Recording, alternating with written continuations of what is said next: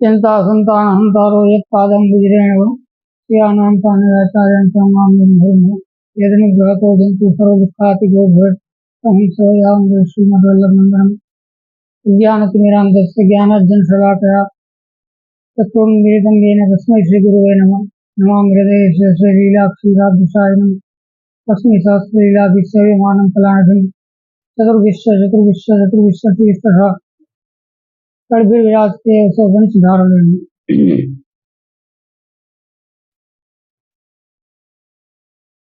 આપણે આપણું જે ભજનીય સ્વરૂપ છે એને આપણા ગ્રંથોમાં અને બીજા પણ જે કંઈ પણ શાસ્ત્રમાં જ્યારે બ્રહ્મના એવા સ્વરૂપનું વર્ણન હોય કે જે કોઈ કર્તવ્ય એને લાગુ ના પડતું હોય એવા ભગવાન, એમ કે જેને કંઈ કરવા પણ નથી, તો ભાઈ એને કોઈ કામ નથી એમ. આજે જેટલા પણ દેવી દેવતાઓ કે આ કે તે શાસ્ત્રમાં વર્ણિત છે એ બધાને નું કંઈક ને કંઈક ડ્યુટી છે, જવાબદારી છે, બધાને કંઈ ને કંઈ કામ ભગવાને સોંપેલું છે. નારાયણ પર્યંત બધાનું કંઈ ને કંઈ એક ફિક્સ એનો કાર્ય છે. એટલે કાર્ય ને સત્તા એ બંને હારે હારે હાલે.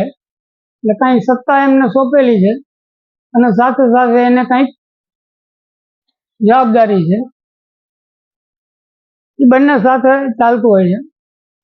હવે પછી જે 8 ઋષિમુનિઓ હતા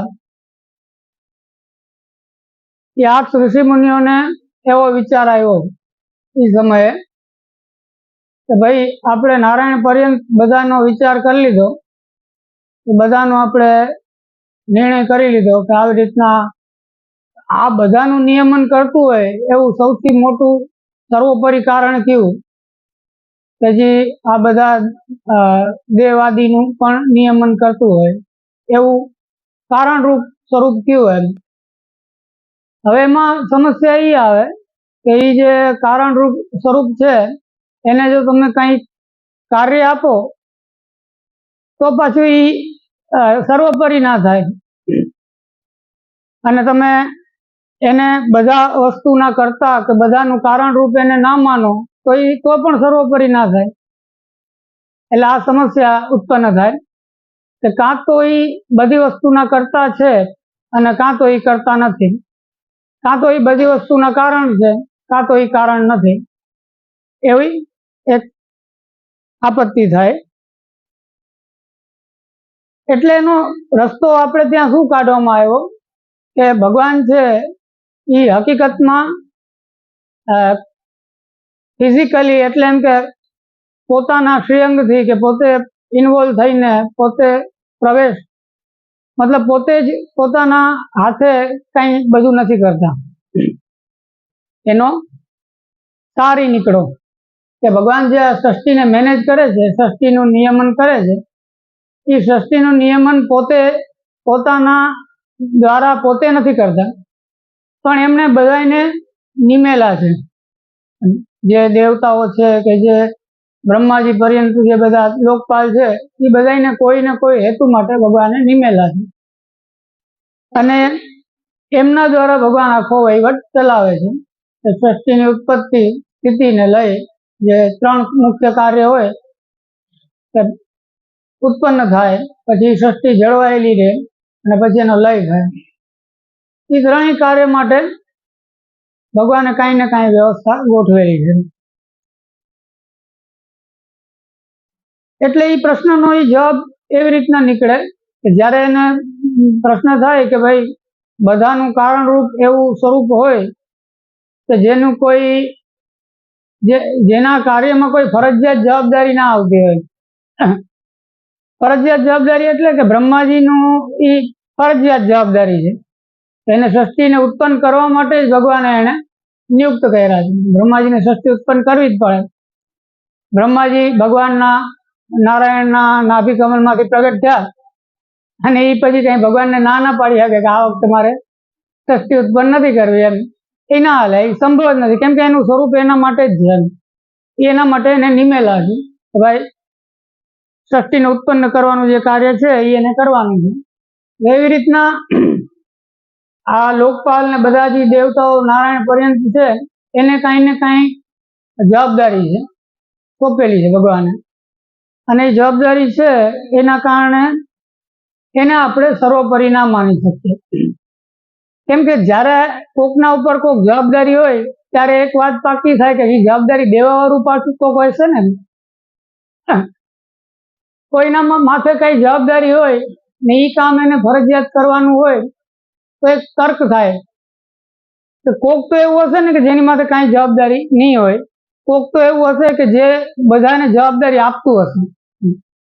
એને આપણે પરબ્રહ્મ કહીએ છીએ કે જે પોતાની ઉપર એની ઉપર કોઈ જવાબદારી નથી, એમનું કર્તાપણું પણ અવાસ્તવિક છે, ગુપ્ત છે, પરોક્ષ છે, અને બધાના કારણરૂપ છે. એને આપણે પરબ્રહ્મ કહીએ છીએ. હવે એ પરબ્રહ્મ છે તો પછી કોકને એમ થાય કે પરબ્રહ્મ તો અપર બ્રહ્મ ક્યાં કે જે પર નથી એમ.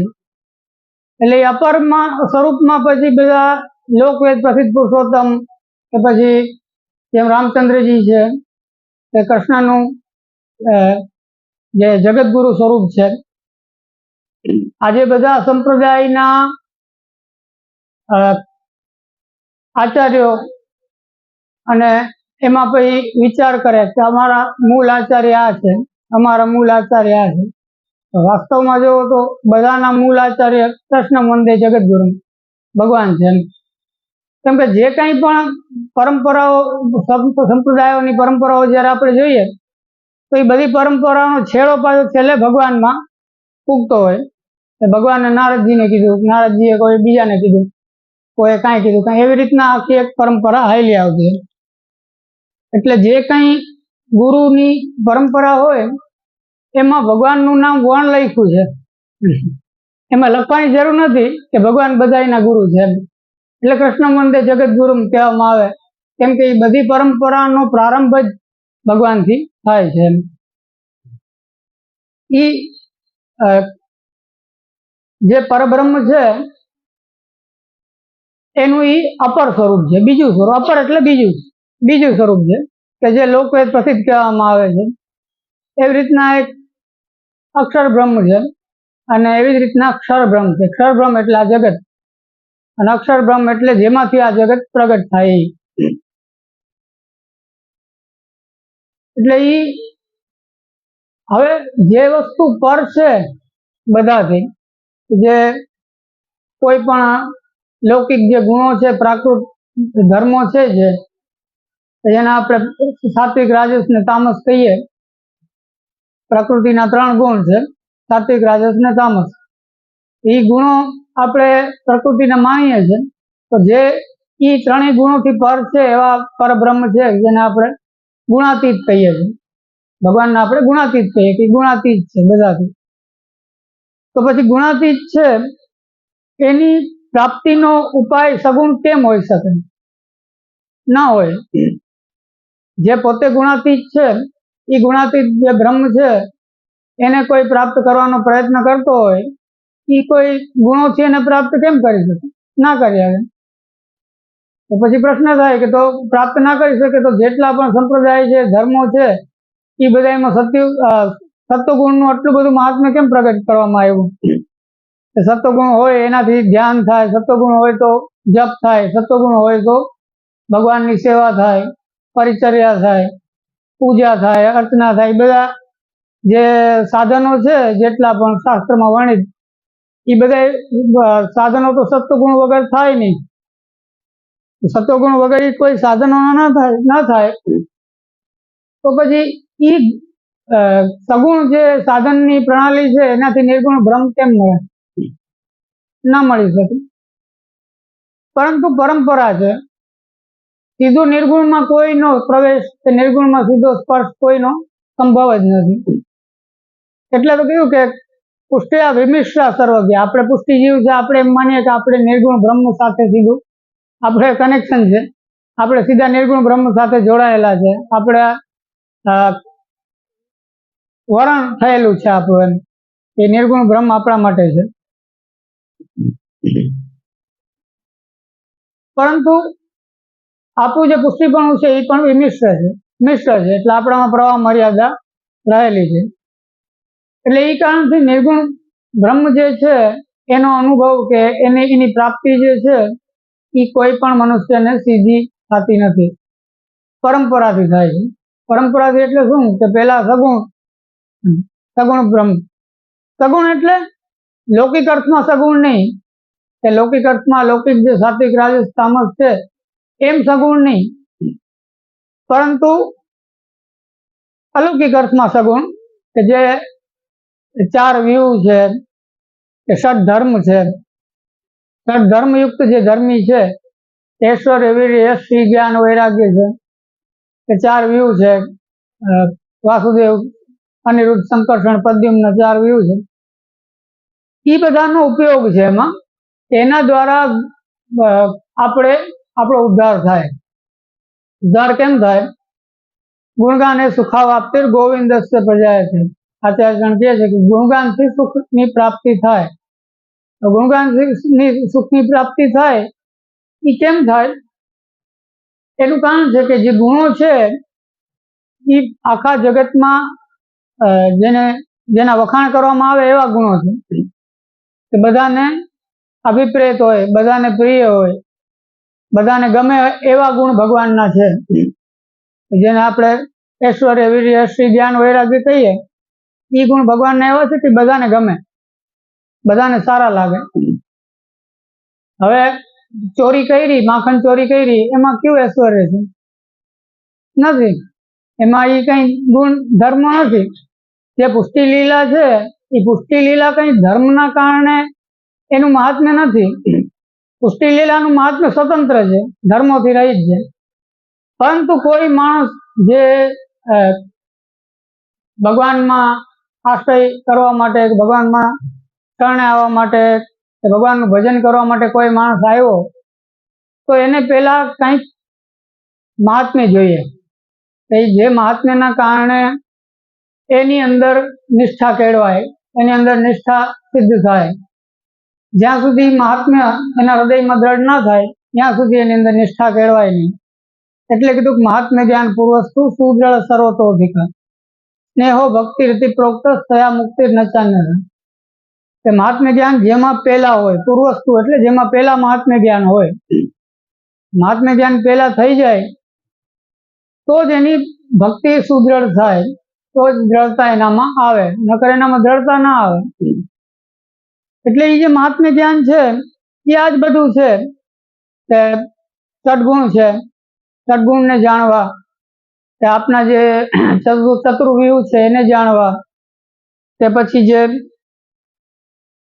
ભગવદ લીલામાં જે અદ્ભુત લીલાઓ છે, કે જેમ ગિરાજ ધારણ કર્યો, કે કોઈ અસુરોને માર્યા,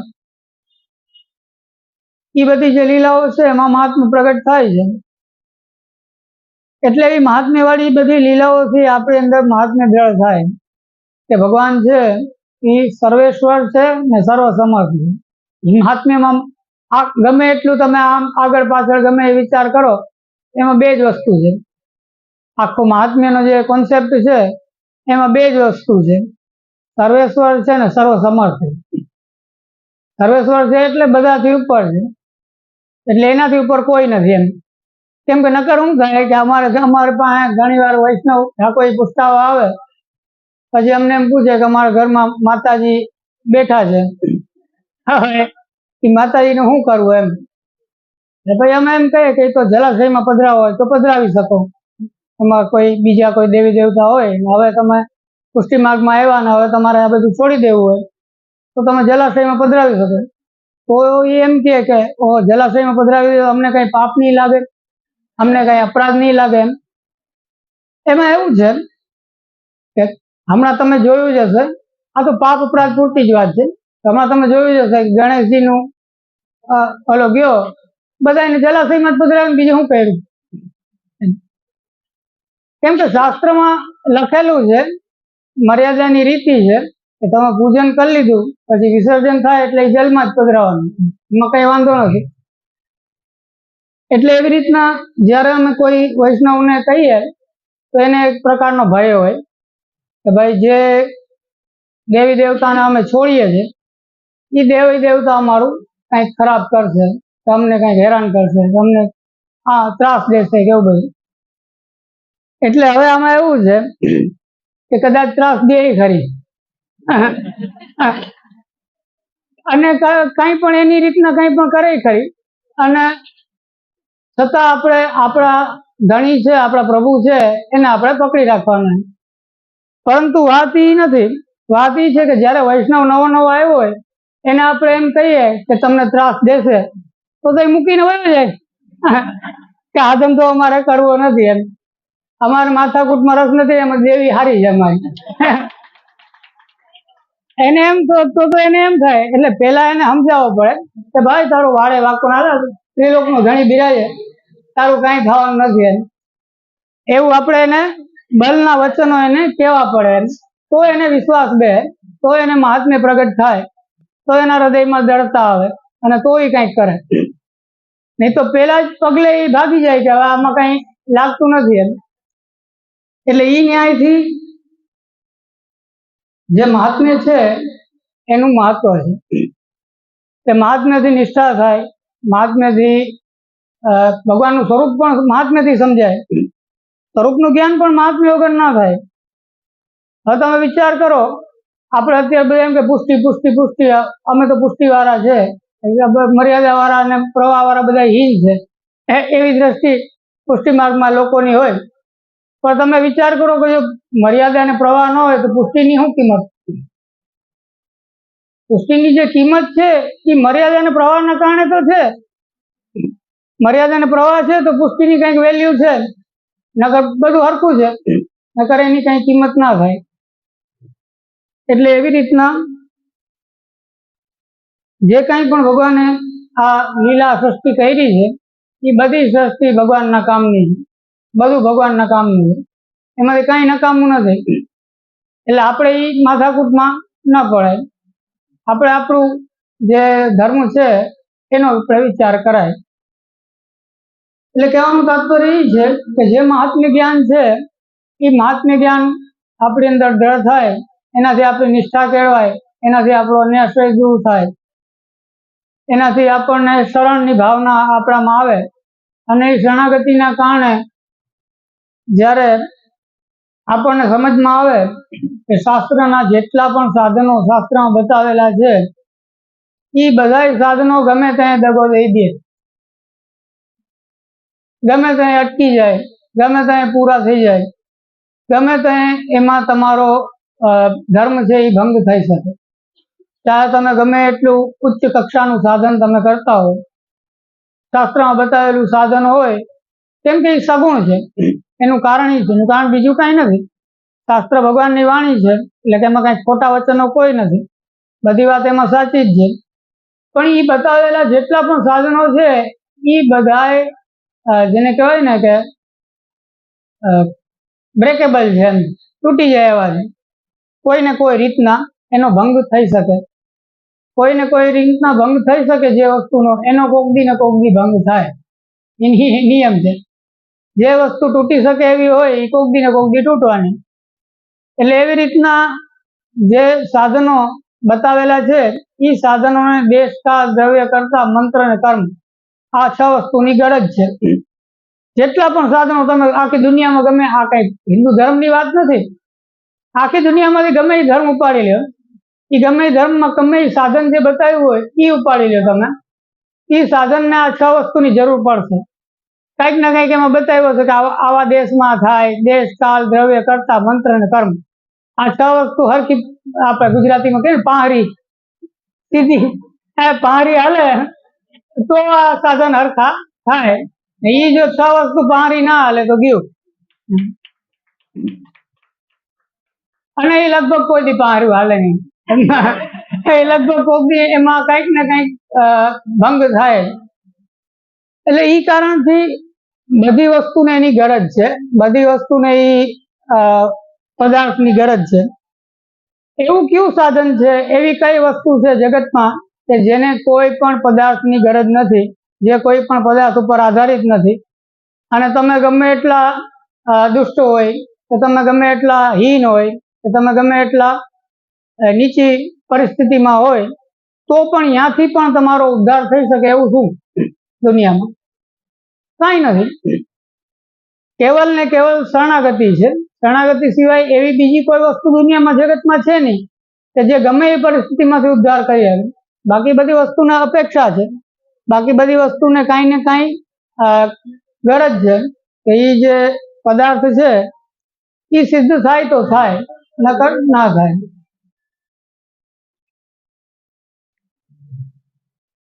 એટલે એના કારણે જે ધર્મ છે એ સિદ્ધ થતો નથી.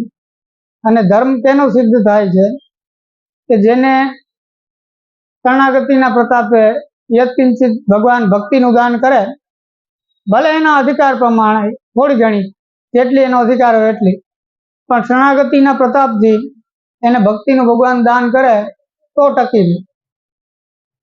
નહીં તો બધા સાધનો ક્યારેક ને ક્યારેક એના બગડી જાય, ક્યારેક ને ક્યારેક એના ઓલા થઈ જાય.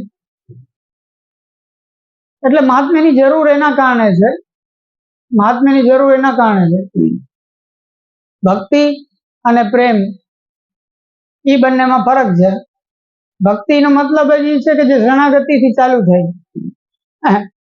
પ્રેમનો મતલબ એ નથી. ભક્તિ ને પ્રેમમાં ફરક છે.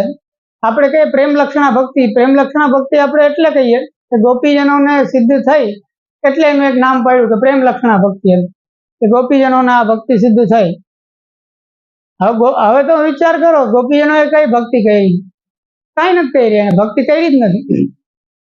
કાંઈ બીજું કોઈ સાધન કર્યું, કોઈ ભક્તિ કરી, પણ ભગવાન હારેના સંસર્ગના કારણે એને ભગવાનમાં વિશ્વાસ બેસી ગયો.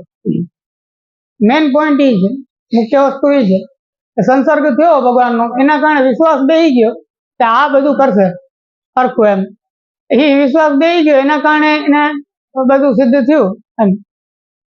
એટલે કહેવાનો મતલબ એ છે કે જે મૂળ ફળ છે એ ભગવાનના હાથમાં છે, જે મૂળ સાધન છે એ ભગવાનના હાથમાં, ખાલી ફળ જ નહીં. હા, મૂળ જે સાધન છે એ પણ ભગવાનના હાથમાં છે, તો ફળ તો ભગવાનના જ હાથમાં હોય. એટલે આપણે ત્યાં જે પ્રસ્થાન ચતુષ્ટય છે, પ્રમાણ, પ્રમેય, સાધન ને ફલ, એ બધાને આપણે ભગવદ રૂપ માનીએ છીએ. પુષ્ટિમાં આપણે એમ કહે છે કે પ્રમાણ શું, તો કે એ ભગવાન છે. પ્રમેય શું, તો કે એ ભગવાન છે. સાધન શું, તો કે એ ભગવાન છે.